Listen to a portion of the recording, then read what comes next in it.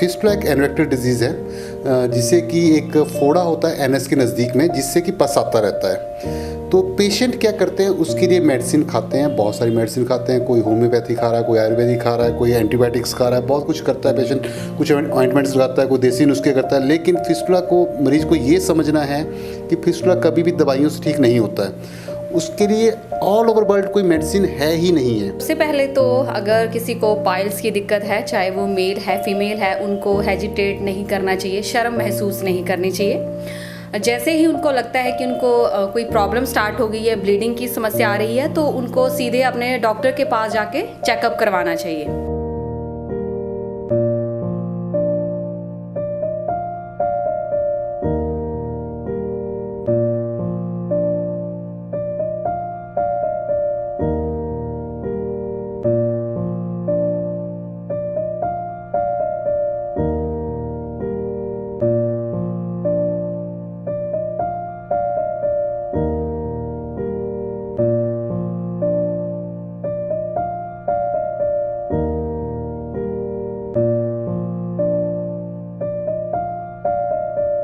दर्शकों, Punjab plus channel पे आपका स्वागत है। आज हम आए हैं आरोग्यम क्लिनिक, जो हार्ट ऑफ चंडीगढ़ के बिल्कुल मेन रोड पे, जब हम खरड़ से चंडीगढ़ जाते हैं तो स्थित है। और बात करें डॉक्टर विनय जी के साथ, जिन्होंने डॉक्टर अनुपम के साथ मिलकर ये क्रिएशन जो है आगे बढ़ाई है। डॉक्टर साहब, स्वागत है आपका हमारे स्पेशल शो में। धन्यवाद जी, आप सभी दर्शकों को नमस्कार। डॉक्टर साहब, क्या कहना चाहेंगे कि फिस्टुला, जो कि एक ऐसा नामराद बीमारी है, जब एक बार हो जाता है तो आप डॉक्टर्स के पास आकर ही हमें निवारण मिलता है, चाहे हम कितनी मर्जी ट्यूब्स यूज़ करते रहें बाहर से, चाहे हम एड्स पर जाते रहें, लेकिन जो इसका सही इलाज है वो डॉक्टर्स ही कर सकते हैं। क्या कहना चाहेंगे? पहले तो हमें फिस्टुला को समझेंगे, फिस्टुला होता क्या है। फिस्टुला एक एनोरेक्टल डिजीज़ है जिससे कि एक फोड़ा होता है एनएस के नज़दीक में, जिससे कि पस आता रहता है। तो पेशेंट क्या करते हैं, उसके लिए मेडिसिन खाते हैं, बहुत सारी मेडिसिन खाते हैं। कोई होम्योपैथी खा रहा है, कोई आयुर्वेदिक खा रहा है, कोई एंटीबायोटिक्स खा रहा है, बहुत कुछ करता है पेशेंट। कुछ ऑइंटमेंट्स लगाता है, कोई देसी नुस्खे करता है। लेकिन फिस्टुला को मरीज़ को ये समझना है कि फिस्टुला कभी भी दवाइयों से ठीक नहीं होता है। उसके लिए ऑल ओवर वर्ल्ड कोई मेडिसिन है ही नहीं है। फिस्टुला अगर हम सोचें कि हम दवाई खाएंगे उससे ठीक हो जाएगा, कुछ मरहम लगाएंगे उससे ठीक हो जाएगा, कोई देसी नुस्खा यूज़ करेंगे उससे ठीक हो जाएगा, नहीं होता है। वो सिर्फ़ और सिर्फ आप टाइम वेस्ट कर रहे हैं, अपना पैसा बर्बाद कर रहे हैं और उसको और कॉम्प्लिकेट कर रहे हैं। जैसे आप एंटीबायोटिक खा रहे हैं तो उससे वो कॉम्प्लिकेटेड कैसे हो रहा है, उसमें ज़्यादा रास्ते बन रहे हैं। अगर पहले सोचो आप, अगर आपका फिस्टुला सिंपल फिस्टुला है, उसकी अगर लेंथ 2 या 3 सेंटीमीटर है, आपने उसको एंटीबायोटिक से सुखाने की कोशिश की और वो जो ट्रैक है कहीं और को बन गया, तो और लंबा फैलता जाएगा, तो उससे और कॉम्प्लिकेटेड हो जाता है। डॉक्टर साहब, क्या कहना चाहेंगे कि जब फिस्टुला हो ही गया तो बंदे को क्या करना चाहिए? फिस्टुला का जो इलाज है, फिस्टुला का इलाज सर्जरी है। पहले मरीज़ को ये समझना है भाई इसका ऑपरेशन होता है। ऑपरेशन जो है आपका, चाहे वो ओपन सर्जरी है, चाहे आपका वाफ्ट है, चाहे लिफ्ट प्रोसीजर है, लेज़र सर्जरी है, या फिर आयुर्वेद में आता है तो क्षारसूत्र है। जब भी आप डॉक्टर के पास जाएंगे वो आपकी सर्जरी करने को कहेंगे, और पर सर्जरी के साथ में डॉक्टर ये भी कहेगा, लेज़र हो चाहे ओपन सर्जरी हो चाहे लिफ्ट हो चाहे वाफ्ट हो, कि इसमें रिकरेंस रेट है, दोबारा हो सकता है। ऐसा नहीं कहेंगे भी 100% ठीक हो जाएगा। कभी भी कोई डॉक्टर ये नहीं कहेगा 100% ठीक हो जाएगा, वो कहेंगे दोबारा हो सकता है। लेकिन क्षारसूत्र टेक्निक जो है वो एक ऐसी टेक्निक है, आयुर्वेदिक टेक्निक है, जिसके ऊपर रिसर्च की गई है। रिसर्च जो है आपका WHO द्वारा की गई है, उसके ICMR द्वारा की गई है, और उन्होंने प्रमाणित किया है इसको कि ये जो है सबसे बेस्ट ट्रीटमेंट है। इसकी जो सक्सेस रेट है आपकी ऑलमोस्ट 100% है, वो भी बिना किसी कॉम्प्लिकेशन के। तो इससे जो पेशेंट आपका क्षारसूत्र करवाएगा तो वो 100% ठीक हो जाता है।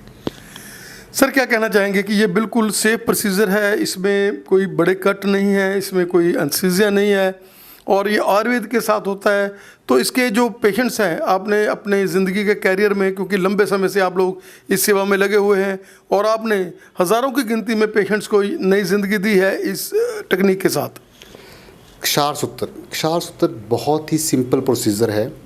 आप ये समझिए कि पेशेंट हमारे पास आ रहा है और 20 मिनट में वापस घर जा रहा है। इतना सिंपल और इतना जल्दी होने वाला प्रोसीजर है। इसमें पेशेंट जैसे ही हमारे पास आएगा हम उसको लोकल एनेस्थीसिया के अंदर सुन करते हैं और जो प्रोब थ्रेड डाल के उसी टाइम घर भेज सकते हैं। ठीक है, घर जाने के बाद पेशेंट अपना रूटीन जो भी वर्क है वो कर सकता है, उसको कोई ऐसी प्रॉब्लम नहीं आएगी कि उसको कुछ करना, रेस्ट करना है, कुछ एंटीबायोटिक्स खानी है, कुछ इंजेक्शंस लगने हैं, ऐसा कुछ भी नहीं है। बहुत सिंपल है, कोई ड्रेसिंग करनी है ऐसा भी नहीं है। बस सिंपल आए, यहाँ थ्रेड डलवाएं और हफ्ते बाद दोबारा हमारे पास आएगा, दोबारा थ्रेड चेंज होगा, दैट्स इट। इतना सा छोटा काम होता है, बहुत कुछ कॉम्प्लिकेटेड नहीं होता है। और उसके बाद जो है आप अपना जो भी करना है, हमारे पास बहुत दूर दूर से पेशेंट आते हैं। आप ये समझिए कि पंजाब के अबोहर, फाजिलका, हिमाचल के एंड किन्नौर से अभी पेशेंट हमारे किन्नौर से चल रहे थे, वो आए हैं। उसकी जिनकी किन्नौर से पेशेंट था उसकी सर्जरी 3-4 सर्जरियाँ हो चुकी थी, पहले फेल हो चुकी थी। इसके बाद पेशेंट हमारे पास आए और उसको पहले भरोसा ये था कि मैं यहाँ आके ठीक होऊंगा, तो यहाँ आके ठीक हुआ। तो ऐसे बहुत सारे पेशेंट होते हैं जिन्होंने अपनी होप छोड़ दी होती है, डिप्रेशन में चले गए हैं सर्जरी फेलियर के बाद, उनको समझ नहीं आती है अब हम क्या करेंगे। उन्होंने पहले ओपन सर्जरी करवाई, लेज़र करवाया, बहुत कुछ करवाया, लेकिन फेल हो गए। फिर उसके बाद उनको लास्ट होप एक शास्त्र दिखा, तो शास्त्र से बिल्कुल ठीक हो गए और बिल्कुल अपना आराम से ज़िंदगी जी रहे हैं। सर क्या कहना चाहेंगे कि जब उन्होंने थ्रेड निकलवा दिया उसके बाद तो आप मंथली या फिर भी थोड़ा प्रोसीजर मतलब जो है मेडिसिन वगैरह चलती रहती है, या उसके बाद फिर उसको ऑनलाइन ही बात कर सकता है? पेशेंट एक बार ठीक हो गया तो उसको उसके बाद किसी भी तरह की कोई ज़रूरत नहीं होती है। और मेडिसिन तो हम बेसिकली जब हम क्षावस्त्र डालते हैं तो पेशेंट को मैं एक ही चीज़ कहता हूँ, क्षावस्त्र पड़ गया, दवाई की कोई ज़रूरत नहीं है। एक बार हमने क्षावस्त्र डाल दिया तो ऐसा नहीं कहेंगे कि हाँ दवाइयाँ खानी है, आपको एंटीबायोटिक खानी है, पस सुखाने के लिए एंटीबायोटिक खानी है, नहीं। क्षावस्त्र अपने आप में ही एक दवाई है, उसके धागे के ऊपर जो दवाई लगी होती है वही उसी ने सारा काम करना होता है। थोड़ी बहुत दवाइयाँ जैसे ज़रूरत के हिसाब से आप पेन किलर कभी खा सकते हो, वो भी ज़रूरत पड़ती है, दैट्स इट। अदरवाइज़ ऐसा कुछ कॉम्प्लिकेटेड है ही नहीं है। अभी बहुत सारी मेडिसिन खानी है, लंबी सारी एंटीबायोटिक्स खानी है, ऐसा कुछ भी नहीं है, बहुत सिंपल सा काम है। सर इसी टेक्निक में आप एक एडवांस टेक्निक जो है अप्लाई करते हैं, उसके बारे में क्या कहना चाहेंगे? एडवांस क्षावस्त्र बेसिकली क्या होता है, क्षावस्त्र जो ट्रीटमेंट होती है वो थोड़ी सी लंबी होती है। ये समझिए कि जैसे आपको सिंपल लैंग्वेज में समझाऊँ आपको, तो किसी पेशेंट का अगर फिस्टुला जो है 8 सेंटीमीटर का फिस्टुला है तो उसको ठीक होने में लगभग आप ये समझ लीजिए 2 से 3 महीने लगेंगे। तो पेशेंट को 2 से 3 महीने वैसे हर हफ्ते आना, कोई दूर से आता है तो उसको क्या ये थोड़ा सा ये लगता है भी हम इतने दूर से जाएंगे, 3 महीने कैसे चलेगा। तो उसको इन चीज़ों को ड्रॉबैक्स को दूर करने के लिए हमने एडवांस क्षावस्त्र टेक्निक इंट्रोड्यूस की है। एडवांस क्षावस्त्र टेक्निक में जो आपका फिस्टुला जो है वो जल्दी ठीक होता है। आपका जहाँ पे 3 महीने लग रहे थे वहाँ पे 1 महीने में ठीक हो रहा है। आपका 14 सेंटीमीटर का फिस्टुला जो है आपका लगभग 1.5 महीने में ठीक हो रहा है। तो यही एडवांस क्षावस्त्र टेक्निक है जो बहुत ही अच्छी टेक्निक है, और ये हम नॉर्थ इंडिया में हम ही एडवांस क्षावस्त्र टेक्निक कर रहे हैं। इसको जो है अब हम ऑलमोस्ट ऑल पेशेंट में हम यही कर रहे हैं, एडवांस क्षावस्त्र कर रहे हैं। सर आपका बहुत बहुत धन्यवाद, आपने हमें समय दिया। और हम चाहेंगे कि जो भी चैनल के माध्यम से देख रहे हैं और इस नामराद बीमारी से ग्रस्त हैं, उनको चाहिए कि एक बार फ़ोन नंबर नीचे चल रहे हैं, डॉक्टर साहब से आप फ़ोन से बात कर सकते हो। डॉक्टर साहब का बहुत बहुत धन्यवाद। Thank you. दर्शकों, पंजाब प्लस चैनल पे आपका स्वागत है। आज हम आए हैं आरोग्यम क्लिनिक और बात कर रहे हैं डॉक्टर अनुपम वर्मा जी के साथ। मैडम स्वागत है आपका हमारे स्पेशल शो में। नमस्कार जी। डॉक्टर साहब क्या कहना चाहेंगे कि ऐसी बीमारी जो लोग छुपाते हैं और जल्दी इस बीमारी का नाम लेने से ही लोग को ये लगता है और वो बीमारी बढ़ा लेते हैं और कभी कभी कैंसर तक का जो है रुझान हो जाता है उसमें, क्या कहना चाहेंगे कि बवासीर को लाइटली नहीं लेना चाहिए, पाइल्स को, और पहली स्टेज पर भी जब आपको लगे कि हमें दिक्कत है तो आपको किसी डॉक्टर के साथ कंसल्ट करना चाहिए? सबसे पहले तो अगर किसी को पाइल्स की दिक्कत है, चाहे वो मेल है फीमेल है, उनको हेजिटेट नहीं करना चाहिए, शर्म महसूस नहीं करनी चाहिए। जैसे ही उनको लगता है कि उनको कोई प्रॉब्लम स्टार्ट हो गई है, ब्लीडिंग की समस्या आ रही है, तो उनको सीधे अपने डॉक्टर के पास जाके चेकअप करवाना चाहिए। डॉक्टर अनुपम जी, क्या है पाइल्स? पाइल्स हमारे जो मल द्वार होता है वहाँ पे खून की नसें होती हैं। जब भी कोई व्यक्ति कब्ज़ बहुत ज़्यादा रखता है या ज़ोर लगाता है तो वो नसें जो हैं वो धीरे धीरे फूलना शुरू हो जाती हैं। अब नसें जैसे धीरे धीरे फूलना शुरू हो जाती हैं तो वो मल द्वार से बाहर आना शुरू हो जाती हैं। इसको हम पाइल्स कहते हैं। डॉक्टर साहब क्या कहना चाहेंगे कि ये लेडीज़ और जेंट्स किस में ज़्यादा होती है? वैसे तो पाइल्स की प्रॉब्लम हर किसी में हो सकती है, चाहे लेडीज़ है, चाहे कोई जेंट्स है, कोई यंग है, किसी में भी ये दिक्कत हो सकती है। लेकिन अगर बात की जाए कि ये दिक्कत किस में ज़्यादा है तो फीमेल्स में ये प्रॉब्लम ज़्यादा है, क्योंकि उनमें प्रेगनेंसी के कारण पाइल्स होने के चांसेस जो है वो ज़्यादा हो जाते हैं। डॉक्टर साहब क्या कहना चाहेंगे कि जब पाइल्स हो गई तो ये एक ऐसा रोग है जो डॉक्टर के पास जाने से भी बंदा घबराता है क्योंकि इंटरनल ऑर्गन्स हैं।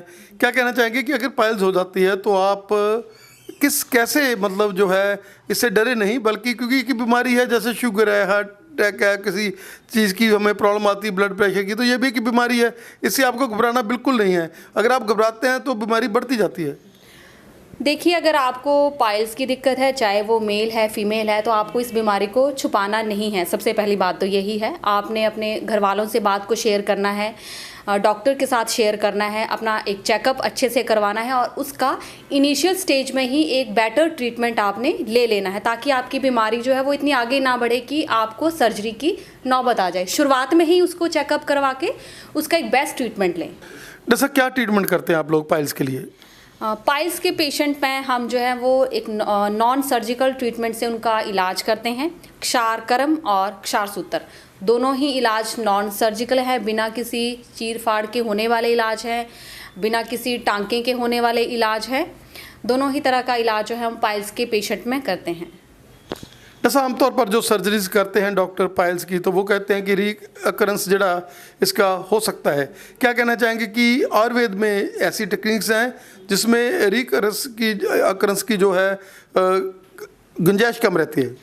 अगर आप पाइल्स का क्षारसूत्र से इलाज करवाते हैं तो उसमें रीअकरेंस के चांसेस बिल्कुल ख़त्म हो जाते हैं। इसमें आपकी जो पाइल मास है पूरी तरह से जड़ से ख़त्म हो जाते हैं, पूरा रूट से आपका जो है वो प्रॉब्लम ख़त्म हो जाती है, पूरी बीमारी जड़ से ख़त्म हो जाती है। तो आप पाइल्स में क्षारसूत्र से ही इलाज करवाएं। डॉक्टर क्यों पहले की भांति, पहले तो कभी कभी किसी को, लेडीज़ को लेट स्टेजेस में, जेंट्स को ये बीमारी आती थी, लेकिन आजकल यंग ब्लडर्स 30-30, 35-35 साल के जो बच्चे हैं, लड़के लड़कियां हैं, उनको भी ये प्रॉब्लम आनी शुरू हो गई है। क्या कहना चाहेंगे कि क्या कारण है कि ये इतनी तेज़ी से बढ़ रहा है? बिल्कुल सही क्वेश्चन पूछा आपने कि पहले के टाइम पे ये जो बीमारी थी वो ओल्ड एज में हुआ करती थी, लेकिन आजकल की बात करें तो हर एज ग्रुप में आपको पाइल्स, फिशर, फिस्टुला, ये सारी बीमारियां देखने को मिल जाएंगी। उसका एक मेन कारण ये है कि आजकल का जो हमारा खाना पीना है वो सारा बिल्कुल प्रोसेस्ड फूड है, जंक फूड है, मैदे से बनी हुई चीज़ें हैं, लाइफस्टाइल बिल्कुल अच्छा नहीं है। यंगस्टर में स्मोकिंग, अल्कोहल बहुत ज़्यादा हो गया है। तो ये सारी चीज़ें जो हैं वो पाइल्स, फिशर, फिस्टुला, ये सारी बीमारियों के होने का कारण है। जैसा मोटापा, क्या कहना चाहेंगे कि आजकल मॉरल ओबेसिटी, छोटे छोटे बच्चे जो हैं मोटे हो रहे हैं, और ड्रिंकिंग की जो है आज एक शौक बन गया है, हुक्का पीने लग गए हैं बच्चे आजकल, स्मोकिंग में हो गए हैं। क्या कहना चाहेंगे कि ये सारी चीज़ें जो है एक तरह मतलब उस चीज़ को फैसिलिटेट करती है आपकी पाइल्स को? हाँ जी, बिल्कुल। मोटापा भी एक बवासीर होने का मेन कारण है। मोटापे की वजह से आपका जो मल द्वार है उसके ऊपर कॉन्टिन्यूस जैसे प्रेशर होने के कारण वहाँ पे नसें फूलना शुरू हो जाती हैं और आपको पाइल्स हो जाती है। इसमें एक कारण मोटापा भी रहता ही है जी। ड्रिंक, जो लोग बहुत ज़्यादा ड्रिंक करते हैं, स्मोकिंग करते हैं, उनमें भी पाइल्स होने के चांसेस बिल्कुल हैं। जैसा आजकल जैसे लोग सिटिंग जॉब है, कंप्यूटर पे बैठे हैं, ऑनलाइन काम करना शुरू कर दिया लोगों ने, क्या कहना चाहेंगे कि सिटिंग भी, जो लॉन्ग सिटिंग है, जहाँ ड्राइविंग है, जो ड्राइवर्स हैं, उनको भी ये प्रॉब्लम ज़्यादा है आम बंदे के बनस्पत? प्रोलॉन्ग सिटिंग भी एक आपका पाइल्स होने का बहुत बड़ा कारण है। जैसे कि आजकल सारा जो काम है वो ऑनलाइन है, कोई वर्क फ्रॉम होम कर रहा है, ऑफिस नहीं जाना, घर पे ही रह के काम करना, तो उसकी वजह से भी पाइल्स जो है वो होती है और काफ़ी पेशेंट जो है वो इसके बढ़ गए हैं। जैसा क्या कहना चाहेंगे कि आजकल लोग पानी कम पीते हैं, सलाद कम खाते हैं, फ्रूट्स का सेवन नहीं करते, फ्रूट्स पीनी भी है जूस तो उसको वो छान कर पीते हैं। क्या कहना चाहेंगे कि अगर आपको पाइल्स है या आपको प्रॉब्लम आ रही है तो आपको इन चीज़ों से डिफरेंट वे में जो है इन चीज़ों को सेवन करना चाहिए? पाइल्स के पेशेंट्स को एक तो फाइबर ज़्यादा लेने चाहिए। आप फ्रूट जूस की जगह फ्रूट्स को ऐसे ही रॉ में लीजिए, उनका जूस मत निकालिए, फ्रूट्स खाइए, सैलेड खाइए, पानी जो है वो हर घंटे में 1 गिलास पानी पीजिए। आपका वाटर इनटेक जो है वो अच्छा होना चाहिए, लगभग दिन में 3 से 4 लीटर पानी होना चाहिए। फाइबर अच्छा होना चाहिए आपकी डाइट में। तो अगर आप ये सब चीज़ों का ध्यान रखेंगे तो आपको पाइल्स होने के चांसेस कम हो जाएंगे। जैसे क्या कहना चाहेंगे कि चेन है, आप लोग आज मैं 4 साल पहले मैंने आपको मिला था, कवर किया था, ये चेन है जो आप आज आपकी बन गई है, आप एक ब्रांड बन चुके हैं।